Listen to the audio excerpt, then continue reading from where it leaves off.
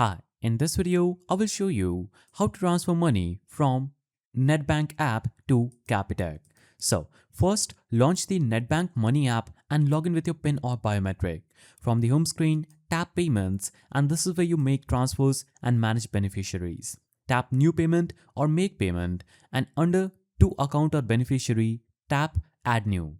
Select other banks like Interbank Transfer and enter the Capitec account details like account name, account number, branch code, and bank. Save the beneficiary and simply on the next step enter the amount to transfer, reference description, and debit account of your Nedbank account. Now review the details carefully, then tap confirm.